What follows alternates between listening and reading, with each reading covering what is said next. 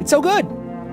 This was, no, I'm not a human. I'm interested now because they did say that they're gonna be making a full version of this game. This game made me more interested in the developers now. The game is already very interesting in itself, but I think I'm now more interested in developers. Who are they? Who are you? How did you think of this? I think one of the really unique things about this game is that it's so unique. It's just so unique. There's nothing out there. There are probably games out there that are similar, but the specific thing, the specific vibe, the art style, the music, and the story and the concept behind the story are all very unique altogether. What I like about this game is that the dialogue is all very succinct. It's all very brief. And it's all just, they trimmed a lot of the fat with the dialogue. Even if some of the dialogue is kind of weird, like grammatically, right? And there's some spelling errors. I wonder if the spelling errors are intentional. But there's some weirdness there, which is fine. We still understood everything that was going on. But I like that it's brief. And you don't really need to talk to a person for long and just stare at him for 30 minutes just going through his dialogue. But all the character traits were shown, even if these moments were very brief. The thing, though, that I would like if they made a full game, I mean, they're making a full game. The thing that I would like to, I guess it's part of the charm of the dialogue, is that you talk to them and there really is no way for you to actually filter them. They say things, but because everything's brief, right? You don't get a lot of options. You don't get a lot of dialogue choices. There isn't really a reliable way to judge them when these people visit you.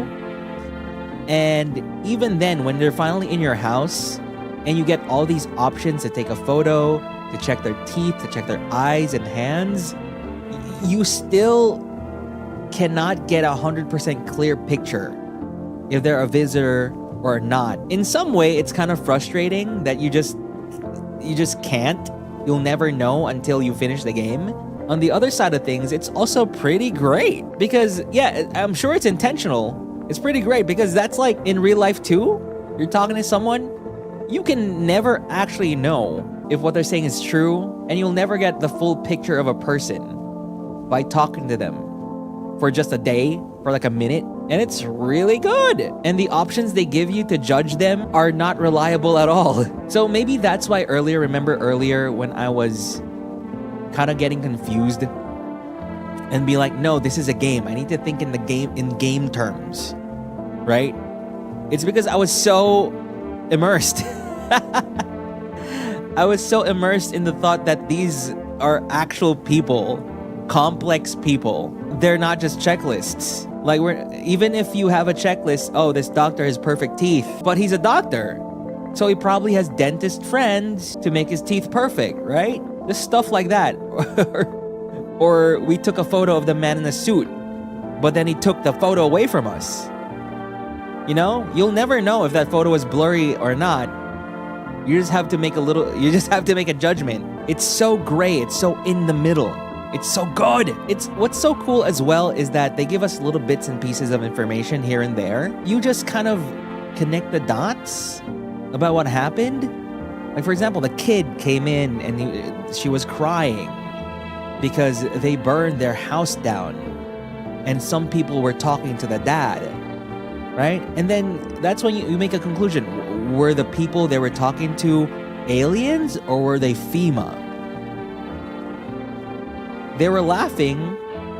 Could be aliens. Could also kind of be FEMA. Maybe FEMA is like weird as well. Another alien down. Because a bunch of games these days are so gamified.